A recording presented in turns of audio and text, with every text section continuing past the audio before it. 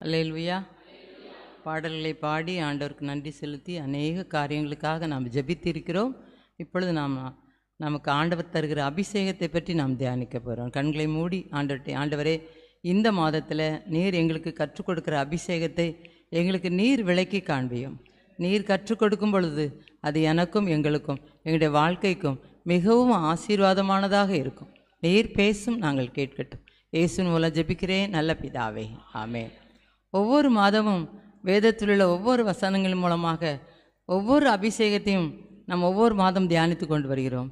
இந்த மாதத்தில் நாம் கடைசி கால அபிஷேகமாக எதை நாம் தியானிக்கலாம் என்று சொல்லும் பொழுது ஆவியானவர் எனக்கு ஞாபகப்படுத்தின ஒரு வசனம் என்னென்னா, நம்முடைய ஆயுட்கால வாக்குத்தத்தம் தான். எல்லாருக்கும் தெரியும்ல, முன்னால் கிடக்குது. ஏசாயா 60:20.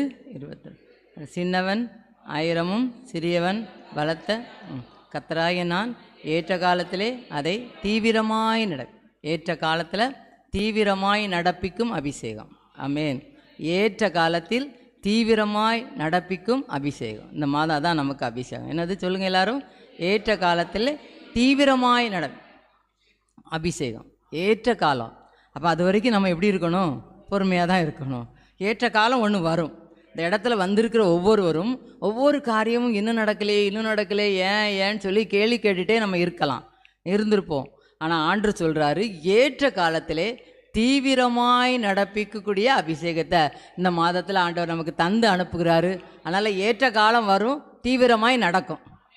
வாக்குத்தத்தம் நமக்கும் நிறைவேறும், நம்முடைய குடும்பத்துக்கும் நிறைவேறும், நம்முடைய எழுப்புதல் ஜெப ஐக்கிய ஊழியத்துக்கும் என்ன செய்யும்? இந்த வாக்குத்தத்தம் இது 60 வருஷத்துக்கு முன்னால் கொடுக்க 45, 46, 69 கொடுத்த வாக்குத்தத்த வசனம் தான் இன்றைக்கு நடந்துகிட்டு இருக்கு. இன்னும் கட்டாயம் நடக்கும்.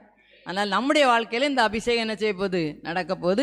இதை நீங்கள் சொல்லி ஜபிக்கும் பொழுதெல்லாம் எழுப்புதல் ஜெபைக்க வாக்குத்தத்தையும் சொல்லி எழுப்புதல் ஜெபைக்க ஊழியத்துக்காக என்ன செஞ்சுக்கலாம்? ஏற்ற காலத்திலே தீவிரமாய் நடப்பிக்கும். யார் தான் நடப்பிப்பா? கர்த்தராகிய நான் தான். வேற யார்? நம்மளாலலாம் நடப்பிக்க முடியாது. நம்ம எதையும் கொஞ்சமும் கூட்டவும் முடியாது, குறைக்கவும் முடியாது. நம்மளால் ஆண்டவர் நின்று நடத்தினாதான் அந்த அதிசயத்தை நம்ம என்ன செய்ய முடியும். இப்படி வேதத்தில் நிறைய பேருக்கு காரியங்களை தீவிரமாய் நடப்பித்திருக்காரு. அப்படி எத்தனை பேரோ இருக்கிறாங்களன்னு சொல்லி யோசித்து பார்க்கும்பொழுது ஆவியானவர் எனக்கு ஒருவரை ஞாபகப்படுத்தினார். வாசிக்கலாம். ஆதியாகமத்தின் புஸ்தகம், ஆதியாகமம் 41ஆம் அதிகாரம் 41:14 வசனத்தை எல்லாரும் சேர்ந்தே வாசிக்கணும். 41:14 எல்லாரும் எடுத்துக்காங்க. முதல்ல எல்லாரும் எடுத்தாச்சா? எல்லாரும் எடுத்துக்காங்க. எல்லாரும் சேர்ந்து வாசிக்கலாமா? அப்பொழுது பார்வோன் யோசேப்பை அவனை தீவிரமாய் காவல் கொடையிலிருந்து கொண்டு வந்தார்கள். அவன் சவரம் பண்ணி கொண்டு வேறு வஸ்திரம் தரித்து பார்வோனிடத்தில் வந்தான். ஆமேன்.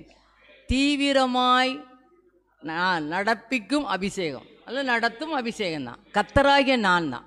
இவர் 17 வயதில் அவரை குழியில் தூக்கி போட்டாங்க. தூக்கி போடப்பட்டு அவரை எங்கே விற்றுட்டாங்க? மீதியானர் கையில் விற்று போட்டாங்க. அவங்க கொண்டு போய் எகிப்துக்கு என்ன செஞ்சுட்டாங்க? கொண்டு போயிட்டாங்க. அவங்க கொண்டு போய் அதை என்ன செஞ்சுட்டாங்க? போத்திபார்கிட்ட கொடுத்துட்டாங்க. அவர் என்ன பண்ணார்? வீட்டுக்கே அவரை அதிகாரியாக உயர்த்தி வச்சுருந்தார். ஆனாலும் கூட அங்கே ஒரு சில சூழ்நிலை வந்ததில் செய்யாத குற்றத்தை செய்தான்னு சொல்லிட்டு சிறைச்சாலையில் கொண்டு என்ன செஞ்சுட்டாங்க? இது எல்லாரும் இந்த சம்பவம் தெரிகிறதுனால நான் வேகமாக சொல்லி கடந்து செல்கிறேன். சிறைச்சாலையில் கொண்டு போட்டாங்க. அங்கே இருக்கும் பொழுது அங்கே சுயம்பாகி பானபாத்திரக்காரன் 2 பேரும் இவங்க கூட இருந்தாங்க. அது யார்? ராஜாவுக்கு சாப்பாடு கொடுக்குற, தண்ணீர் இந்த ஆகாரம் கொடுக்குற தலைவர்கள். அவர்களுக்கு ஒரு நாள் சொப்பனம் கண்டாங்க. சொப்பனம் கண்டு கலங்கி போயிருந்தாங்க. அப்போ இந்த சொப்பனத்தை அந்த யோசேப்புக்கிட்ட சொன்னாங்க. சொல்லுங்கன்னு சொன்னோன்னே சொன்னாங்க. யோசேப்பு அதுக்கு அர்த்தம் சொன்னார். 3 நாளையில் உங்களோட தலையில் உனக்கு உயர்த்தப்படும்ப்பா, பானபாத்திரக்காரன், நீ திரும்பி அந்த தொழிலை செய்வ, நீ அந்த பணியில் இருப்ப, நீ சுயம்பாகி உன்னை என்ன செஞ்சார்? அவர் தூக்கி போட்டுருவார், நீ வாழ்க்கை முடிஞ்சு போயிடும். சொன்னபடியே நடந்துச்சு. அவர் சொல்லிட்டு சும்மா இருக்கலை, நீ அங்கே நல்லா இருக்கும்போது என்ன செஞ்சுக்கோ நினச்சி அப்படின்னு சொல்லி விட்டார்.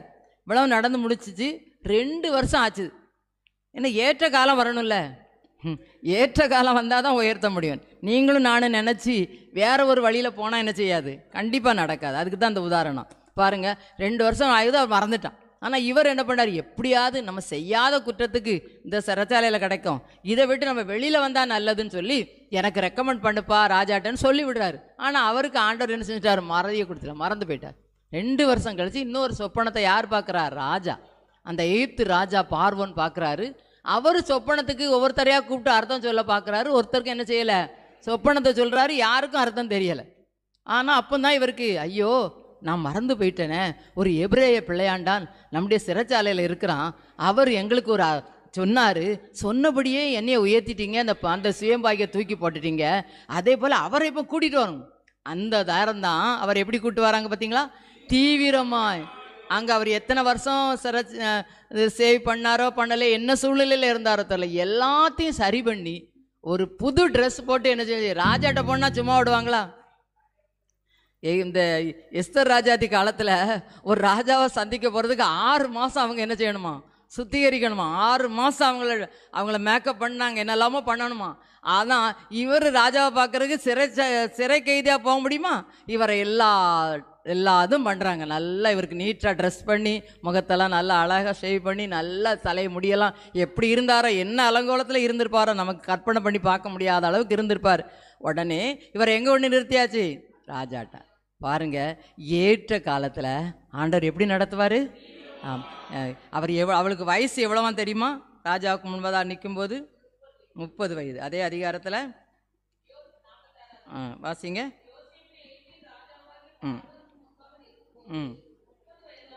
அப்போ ஏற்ற காலம் வரைக்கு ஆண்டவர் நம்மளை உயர்த்துவார், ஏற்ற காலத்தில் தீவிரமாய் நடப்பிப்பார். அது வரைக்கும் ஆனால் நீங்களும் நானே எப்படி தான் இருக்கணும், பொறுமையாக தான் இருக்கணும். சில அடிமைத்தனத்திலும் இருக்கணும், சில சிறைச்சாலையிலும் இருக்கணும், சில பாடுகளையும் அனுபவிக்கணும். அது உண்மைதான், இந்த வேதத்தின்படி அது உண்மைதான். பாடு இல்லாமல் பரலோகம் கிடையாது. No cross no crown. இன்னைக்கு உலகத்தில் சிலுவையை சுமந்தாதான் கிரீடத்தை என்ன செய்ய முடியும், பரலோகத்தில் சூட முடியும். சும்மா இப்போ பாருங்கள், இந்த யோசேப்புலாம் சொப்பனம் கண்டார். அந்த சொப்பனம் கண்டவுடனே வீட்டில் உள்ளவங்க சகோதரர்களே அவர் என்ன செஞ்சாங்க, சிரிச்சாங்க, பரியாசம் பண்ணாங்க. சொப்பனக்காரன்னு சொன்னாங்க, உன் சொப்பனை எப்படி நடக்குன்னு தூக்கி குழியில் போட்டாங்க. இன்றைக்கி நம்மளுக்கு குழியில் இருக்கிற அனுபவம் இருக்கலாம். அந்த குழியில் போட்டதை எடுத்து பணத்தை கொடுத்து விற்று போட்டுட்டாங்க. சகோதரர்கள் விற்று போட்டாங்க. நம்மளை யாரும் விற்கவும் செய்யலாம். அங்கே விற்று போன இடத்துல கொண்டு ஒரு இடத்துல அவங்க இன்னொரு இடத்துல விற்றாங்க. அங்கே செய்யாத குற்றத்துக்கு சிறைச்சாலையில் போடப்பட்டாங்க. இவ்வளவு சூழ்நிலை கடந்து வந்த பிறகுதான் இந்த யோசேப்புக்கு ஆண்டவர் செய்ய நினைத்த காரியத்தை அவர் எப்படி நடத்துகிறாரு, ஏற்ற காலத்தில் தீவிரமாக. இன்னைக்கு இதே மாதிரி நம்முடைய வாழ்க்கையில் நிறைய சூழ்நிலை என்ன செஞ்சிட்டு இருக்கு, நடந்துகிட்டு தான் இருக்குது. யாரும் எனக்கு பாடு இல்லை, எனக்கு கஷ்டம் இல்லை, இத்தனை வருடம் நான் பாடு அனுபவிச்சிருக்கேன், எல்லாருடைய வாழ்க்கையிலும் இருக்குது. ஒரு பெரிய ரெக்கார்டே நம்ம என்ன செய்யலாம், பிரேக் பண்ணலாம், அவ்வளோ இருக்குது. அதே சூழ்நிலை தான் அந்த யோசேப்புக்கு இருந்துச்சு. ஏற்ற நாள் வரும்போது தீவிரமாய் கொண்டு வந்து காவற்கடலில் வந்து கூட்டிகிட்டு வந்து அவரை என்னென்னலாம் மேக்கப் பண்ணி என்னென்னலாம் அழகுபடுத்த முடியுமோ படுத்தி ஆண்டவர் ராஜா முன்னால் கொண்டு நிறுத்தினார். ஏற்ற காலத்தில் அவர் உங்களை உயர்த்தி விடுவார். ஆமென். ஏற்ற காலத்தில் தீவிரமாய் நடப்பிக்கக்கூடிய அபிஷேகம் நம்முடைய வாழ்க்கையில் என்ன செய்ய போகுது, நடக்க போகுது. கண்டிப்பாக நடந்தே ஆகும், நடந்தே தீரும், அதில் எந்த சந்தேகமே கிடையாது. அதனால் எல்லாரும் தைரியமாக ஆண்டவர்கிட்ட என்ன செய்யலாம், வந்துடலாம். ஏன் என் வாழ்க்கையில் இவருக்கு எத்தனை வருஷம் ஆச்சு, 17லேருந்து 30னா 13 ஆண்டுகள். ஏற்ற காலம் வருவதற்கு யோசேப்புக்கு எத்தனை ஆண்டு நடந்திருக்கு, 13 ஆண்டுகள் காத்திருந்திருக்காரு. ஆனால் அதுக்கு பிறகு அவர் ஆண்டவர் ஏற்ற காலத்தில் தீவிரமாக என்ன செஞ்சார், சின்னவன் 1000ம் சிறியவன் பலத்த ஜாதியுமாவான் கர்த்தராகிய நான் ஏற்ற காலத்தில் இதை எப்படி நடத்துவேன், தீவிரமாய் நம்மளை ஆண்டவர் உயர்த்தணும்னா, தீவிரமாய் நம்மளை உயர்த்தி உன்னதத்தில் வச்சு அழகு பார்க்கணும்னா, சீக்கிரமாய் நம்மளை பார்வோனுக்கு அடுத்த ஸ்தானத்தில் வச்சு உயர்த்த வேண்டும் என்றால், ஒரு அடிமைத்தனமான காலத்தில் அடிமைத்தனமான இடத்துல அவர் அந்நிய தேசத்தில் உயர்த்தப்பட்டார். எத்தனை பேர் அந்த தேசத்தில் பெரிய பெரிய அதிகாரிகள், பெரிய பெரிய படிப்பாளிகள், பட்டதாரிகள் இருந்திருப்பாங்க. சிறைச்சாலையில் கடந்தவனை கொண்டு வந்து ஆண்டவர் தீவிரமான ஒரு ஏற்ற காலத்தில் உயர்த்தி வைத்தாரானால், இங்கே இருக்கிற என்னையும் உங்களையும் தேவன் உயர்த்துவது அதிக நிச்சயம் அல்லவா? நிச்சயமாக ஆண்டவர் நம்மளை என்ன செய்வார், உயர்த்துவார். இப்போ இவர்கிட்ட உயர்த்ததுக்கு இவர்கிட்ட என்ன கிடைச்சி, என்ன காரியம் இருந்துச்சு தெரியுமா? இவர்கிட்ட என்ன இருந்துச்சா, விவேகமும். அதே அதிகாரத்தில் 39ஆம் 40ஆம் வசனத்தை வாசிக்கலாமா? 38-30 தன் ஊழியக்காரரை நோக்கி, தேவ ஆவியை பெற்ற இந்த மனுஷனை போல் வேறொருவன் உண்டோ? அடுத்து, பின்பு பார்வோன் யோசேப்பை நோக்கி, தேவன் இவைகள் எல்லாவற்றையும் உனக்கு வெளிப்படுத்தி இருக்கிறபடியால் உன்னை போல விவேகமும் ஞானம்.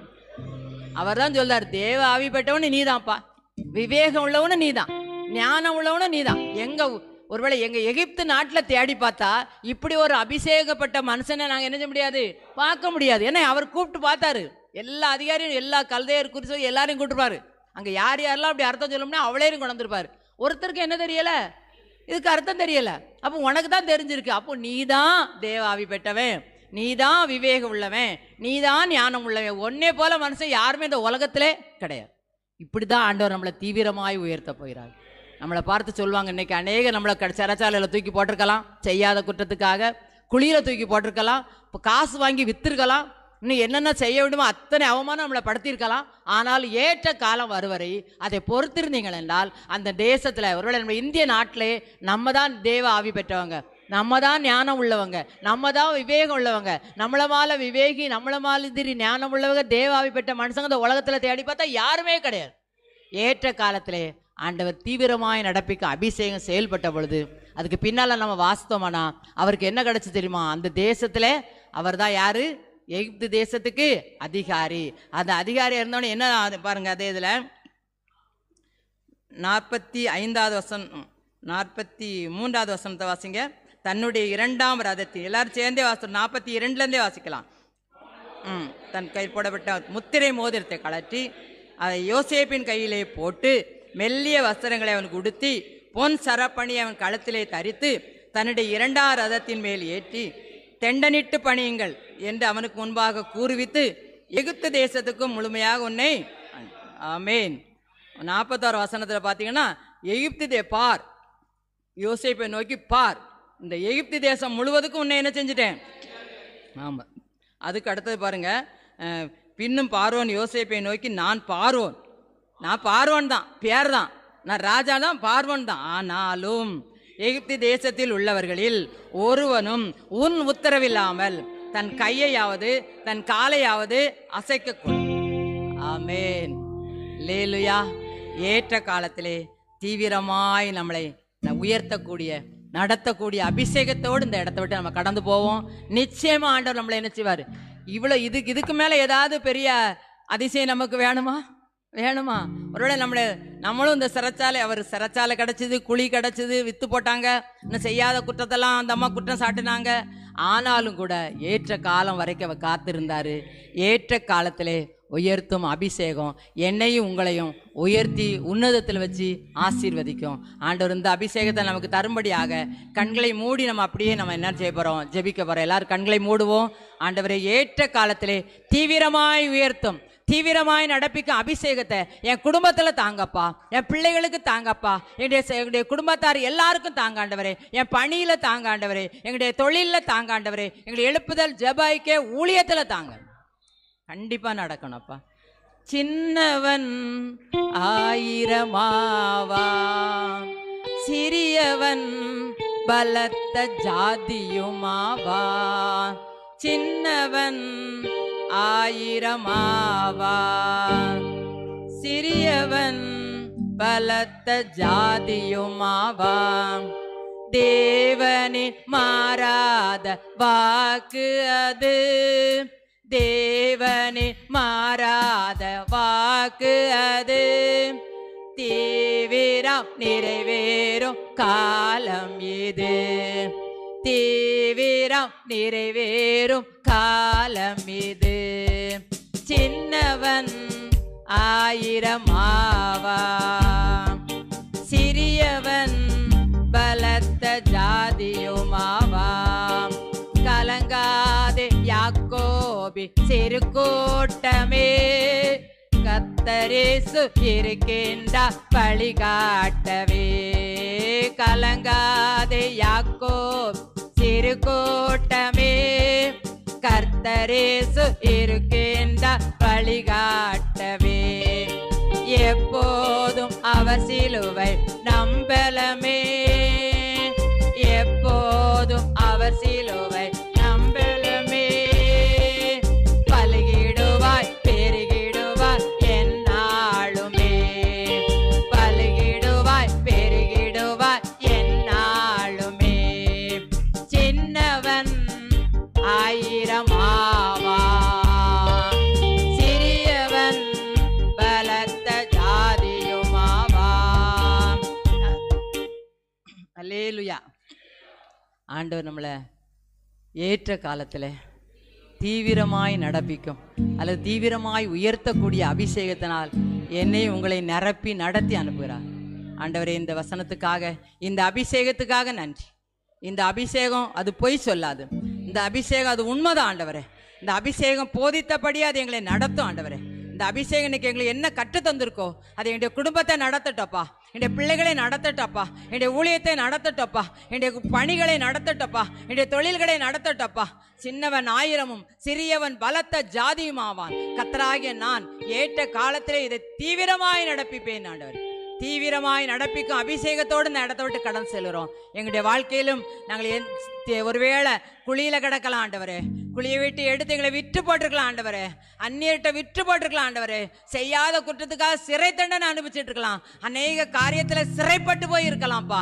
எல்லாவற்றிலும் எங்களை விடுவித்து தீவிரமாய் எங்களை உயர்த்தக்கூடிய, தீவிரமாய் எங்களை ஆசீர்வதிக்கக்கூடிய அபிஷேகத்தால் நிரப்பி நடத்துகிற காய் சோத்திரம் சோத்திரம் சோத்திரம்.